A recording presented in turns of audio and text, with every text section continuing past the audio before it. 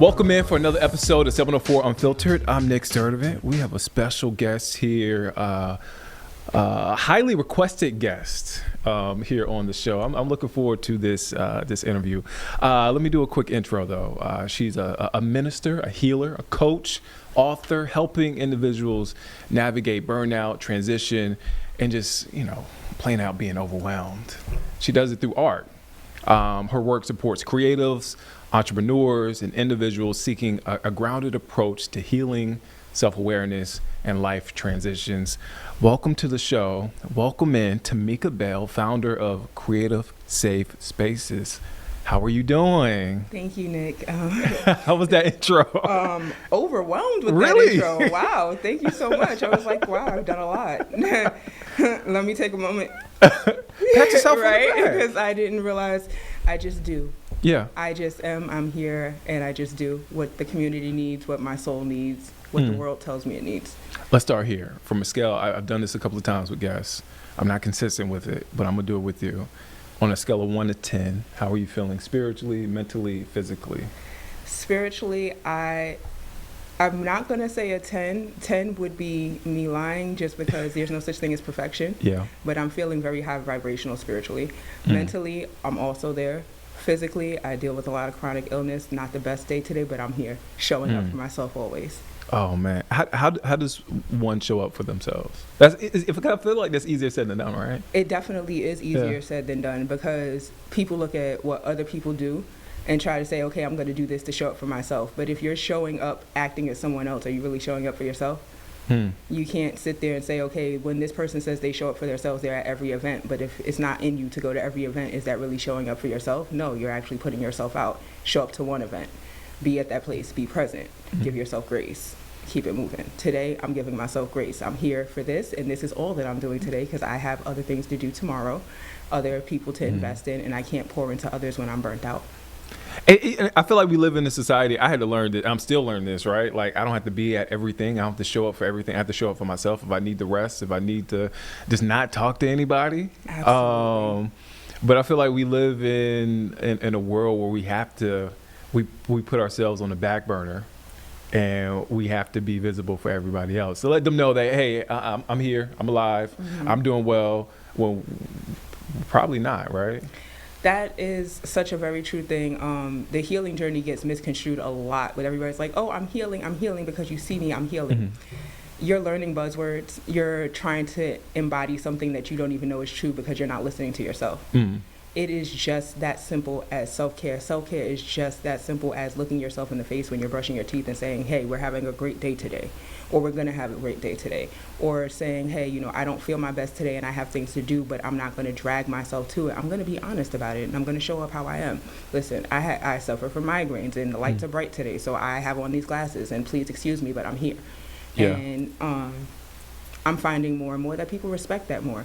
And it's something that, depending on your hierarchy in your family and in your jobs, we wear a million different hats. I'm an older sister, I'm a mother, I'm a wife, and those titles get so heavy. And if I'm too busy worried about what all those other people need and not worrying about what I need to wear those hats, then I'm doing a disservice to everyone just because I'm not listening to self. What is healing? I asked this, and I guess I should ask a better question: the misconceptions of what healing is, because again, that's you just said buzzword, right? We hear it all the time. Healing. I'm healing, and there's nothing wrong with saying that, right? But like, do we actually know the definition of what that is? What does that look like? It's funny that you brought up the definition of words because I've been talking about this with my husband and my daughter a lot lately. People don't look at etymology. People don't look at what words have meaning, and we change the meaning of words all the time, especially in our culture. We will change the meaning of some words and know exactly what we meant, but other people won't have any clue what we meant. Right. So it depends on who you're talking to when you say healing, because when you're talking to someone from a Native American culture that still does their medicine wheels and their shaman work, that's different than when you talk to somebody that has a white coat in the office. And that's also different from when you're speaking to a life coach versus speaking to a therapist. I am certified in therapeutic art. I do therapeutic art as a healing modality, right? But I am not a white coat, which is art therapy, which is an actual structured scientific medicine modality. So you really have to take it as it comes. It's not a broad spectrum thing. Healing is not a monolith, especially not for neurodivergent communities. For those, I've heard you mention that before, and you know me, I jump all over the place. That's what you talk about in your book. Yes. Which is it out yet? So the Neurodivergent Mom. Yes. It is on Amazon as an ebook, and we will be having the hard copies in the actual journal out soon. And it's really an accidental guidebook of just that, me being honest about my life and the things that I realized as a neurodivergent mom are different in my household than other people's, and telling different stories and working with people. And they're like, well, how did you get your kids to understand that you don't want people around you today? How did you get your family to understand that you have all these quirks and that you STEM? And I'm like, I just raised them to respect me. Like, that's it. And they're like, but how? Why don't your kids ask you this? And why are your kids not getting in trouble?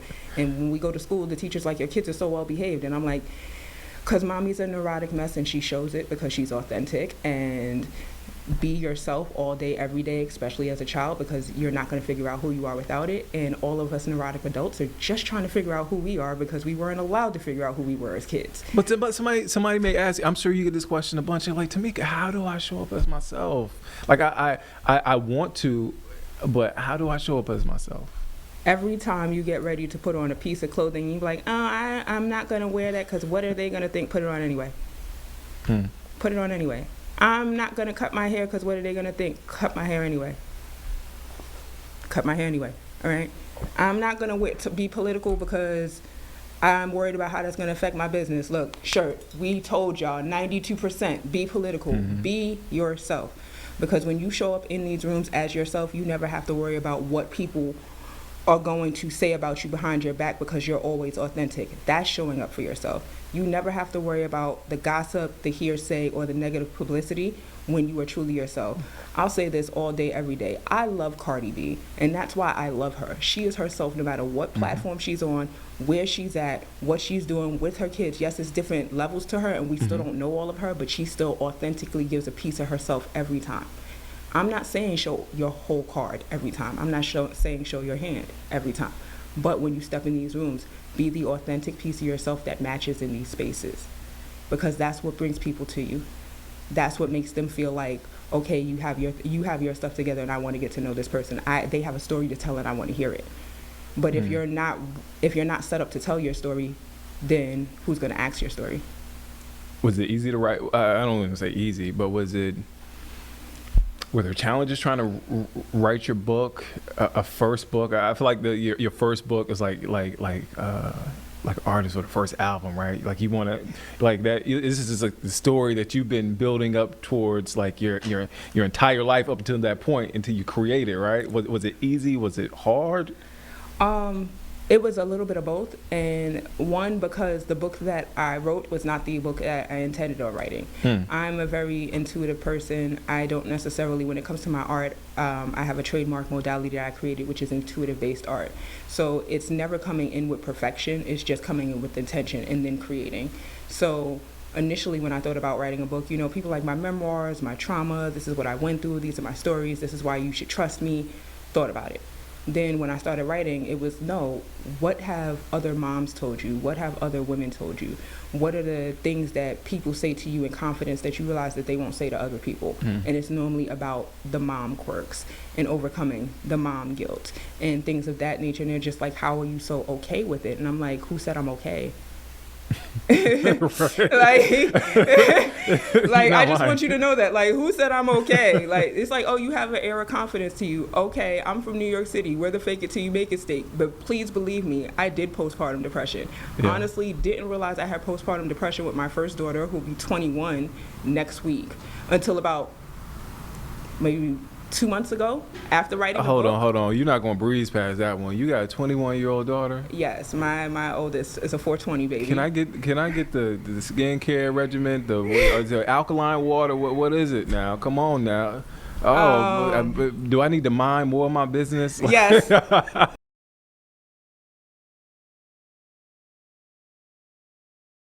Like, my business, Creative Safe Spaces, is because I create safe spaces. My home is my safe space. So becoming the neurodivergent mom was like, it just happened, because there was no way I was going to allow the stress from outside to come into my home every day, and then I have to put on a show for my daughter. when I was a single mom. Then when I started dating my now husband, same thing. When he came through the door, he understood. I am who I am. And when we're inside our home, I might be a completely different person than I am outside because I'm completely unfiltered at home, and I don't have to be. See, showing up for yourself is not diminishing yourself, but you do filter some things in certain rooms. It's discernment. It's breaking a generational curse, because you go back, our grandparents, our great-grandparents, they will go out into the world, especially as black folk, and come home and bring the world with them, right? And so what you're doing is breaking generational curses. I didn't think it, thank you, and I honestly didn't think of it that way, but like my kids do, they understand, like right now, I have to pick up my daughter later on today. When she gets home from school, she's gonna come upstairs, she's gonna check on me, tell me about her day, she's gonna go about her business. She's gonna be 14. Later on tonight, she's gonna check on me if she doesn't see me. Mom, did you eat? Come give me a hug and kiss, and go about her business. Why? Because she understands that when I come out to be social, I then need to recharge. Just like when I was working at the DMV, I had a pin on that was a social battery, and I would move it. And if you came up to my window and it was on red, that didn't mean I'm not talking to you, but we doing short stuff because there's a line out there and I gotta go. Yeah. And if it's on green, you might get the little bit more personable person. I'm a Gemini, so it might switch real quick. You never know. But I'm honest in every room. And that's where the book came from. That's how I live with my kids. That's how my relationship is with my husband. That's how it is with friends. And that's what my business is. I don't have to worry about showing up unprepared because I'm always prepared to be me. I'm a Pisces, by the way. I just wanted to throw that out there. Okay. I'm a Pisces. We love that. Let's start from the beginning, because we kind of just jumped into the conversation. No, that's on me. No, I love the randomness of the show, right? I just jump in wherever I jump in. From New York. Yes. Talk about growing up in New York. Where in New York? So, a little bit of both, New York and New Jersey. My mom is from Brooklyn. My dad is from East Orange, the Newark area. So I grew up in between the two. From elementary school, middle school was more of Jersey, and then came into New York and came into Harlem, where my mom was. She lived in that apartment for like 21 years. Being immersed in our culture in that way, growing up, I didn't realize was such an advantage until I left New York City and moved to Arizona. When I got to Arizona, it was like, okay, where's the food? Where's the people? Where's the culture? Where's anything out here? Why right? Arizona? Life said, let's go. Okay.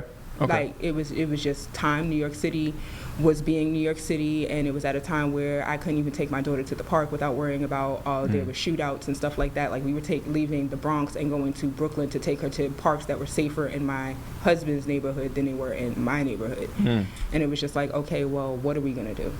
And how are we going to do it? And at the time, he and I were not married, but his mom was living in Arizona. And she was like, there's opportunity out here. 3 weeks, packed up, told the family we were leaving, gone. Wow.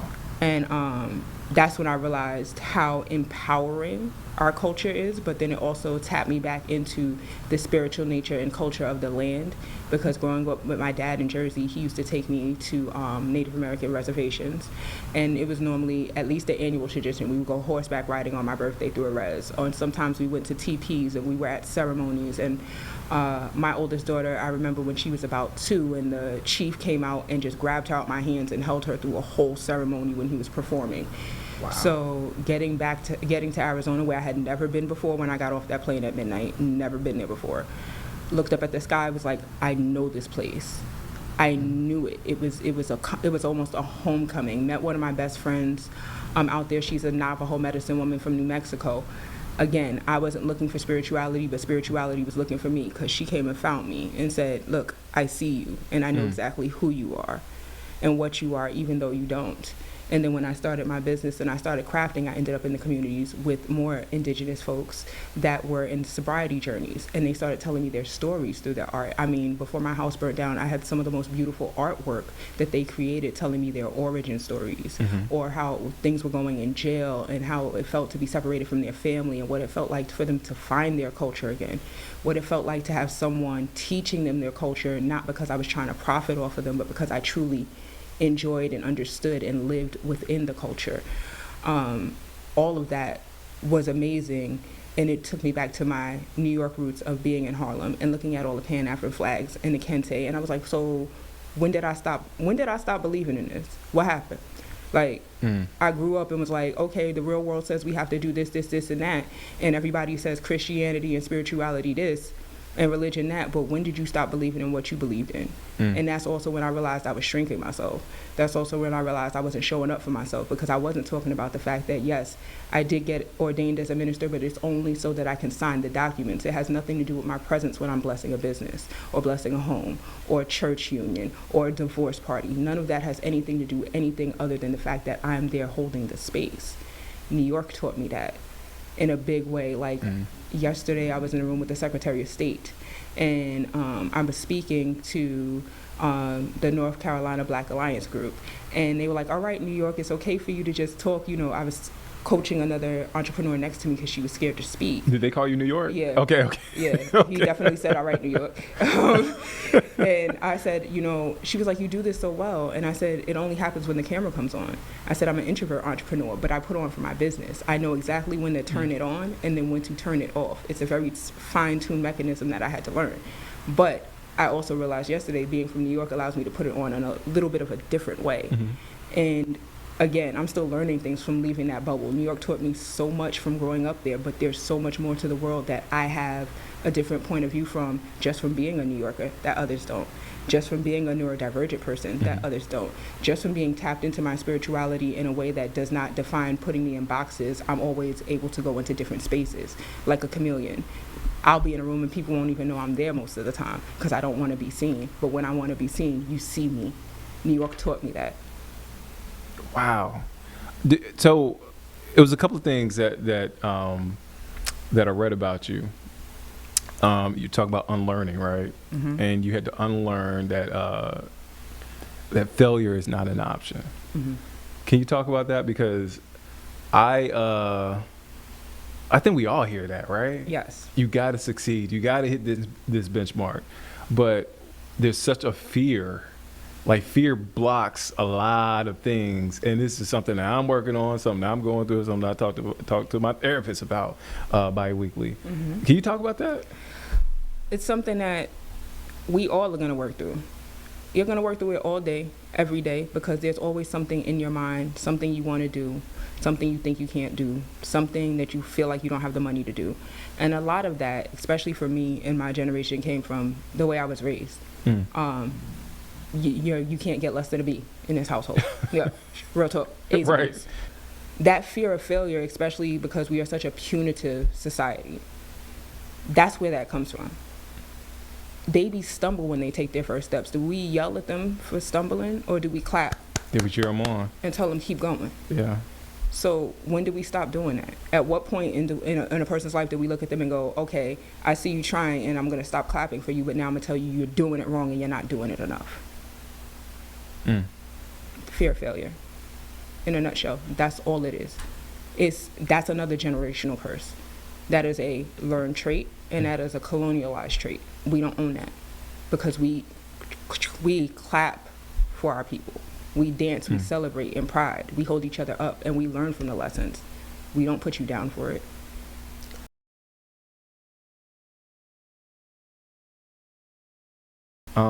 I feel like another fear is fear of building community. And from what I see and what I read and I look at, creative safe spaces is that, right? Yes. You started in Arizona. Yes. And then you moved here to Charlotte, and you continued, obviously, creative safe spaces. Do you get, I don't know, am I on point when I say that? The fear of building community, the fear Yes. of meeting people, the fear of connecting? It's very fearful. Yeah. So human kindness is something that's all in us, but we don't know how to activate. Right? It's literally human kindness. We're born, nobody's born hating.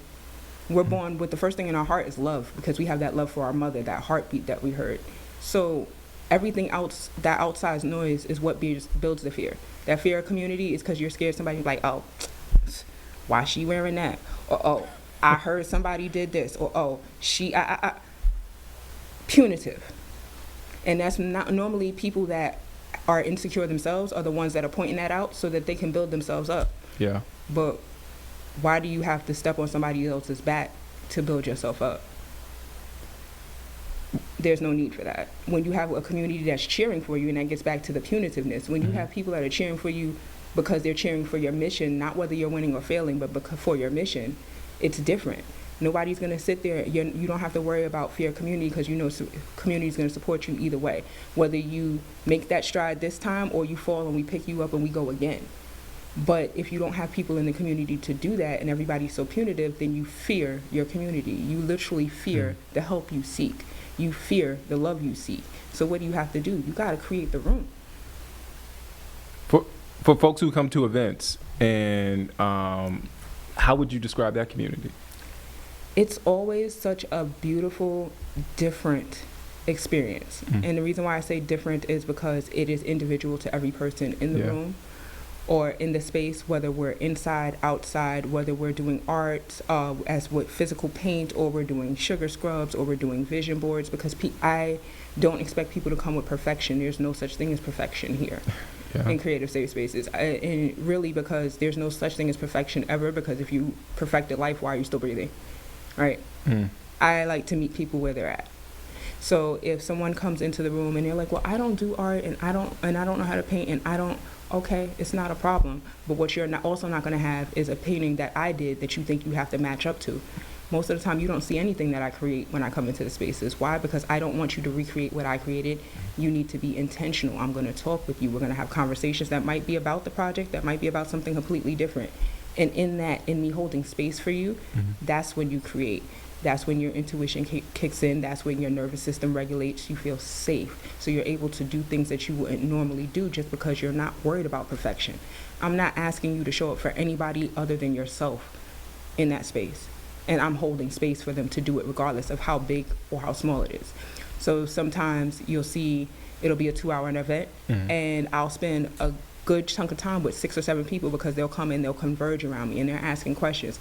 And we have some deep philosophical conversations that nobody expects to have while you're making a sugar scrub. You know what I mean? That nobody expects to have while you're painting a toy truck. But at the same time, there are no kids in the room, so you get to be free with your thoughts. You get to have adult conversations. You get to let go of the mom guilt, the dad guilt. We're not all love and light over here. We understand shadow work. If it's an aggressive outlet, let's go to a rage room, and yes, let's curse and bang and scream. But I'm holding space for you, literally just giving you the permission to be you. You don't need it, but you need it. How can people tap into what you're doing and talk about? I mean, we talked about it before the interview. Y'all got a lot going on. Can you sort of lay out what you guys got going on, and how can folks connect? So definitely on LinkedIn and Facebook, TikTok is going to be Creative Safe Spaces. Instagram too. Sure. I just want to throw that out there. Yes, Instagram too. Creative Safe Spaces, but more importantly than any of that, just we're out in your community, and I tag a lot of people, and I'm moving, trying to make this an international thing. It is an international thing virtually. I have held sessions in Ghana, but I'm trying to make it an international thing across the world, where I'm traveling to different states, I'm traveling to different places, and just literally in the community, bringing them together in this space to show people that you don't have to look like, you don't have to sound alike, you don't have to be alike to whole community. Yeah. Simple things, whole community. It's your spirit. It's the spirit that we're bringing out, and that's the spirit in Creative Safe Spaces. So in Charlotte, we have our open air reset events. We did the first one on April 4th. The next one will be on May 2nd, and that is funded by the micro grant that we run from Charlotte is Creative for the month of March. We're also in process of setting up 2 very special events that I cannot wait for Mother's Day and Father's Day, because y'all say we don't do enough for fathers. Look, shout out to Father's Day. We got you, dads. We got you. We love fathers over here, okay? So we got that going on, but you can find me out and about just trying to learn the community, because, again, the fun part about moving to different places is I have to learn the community and learn the dynamics. So the more I get to speak to people, the more I understand what the community needs, the more I can bring back to the community and be out and doing things that make sense and bring people together. Oh, man. The awesome Tamika Bell. Look, tap in with Creative Safe Spaces. Look, we've been talking for almost 30 minutes. It felt like we've been talking for 5 minutes. So that means you have to come back eventually. I would love to. You have to come back. You gonna come back? Absolutely. All right. Absolutely. You heard her on camera. Tamika Bell, thank you for joining us here on 704 Unfiltered. We'll see you guys next week.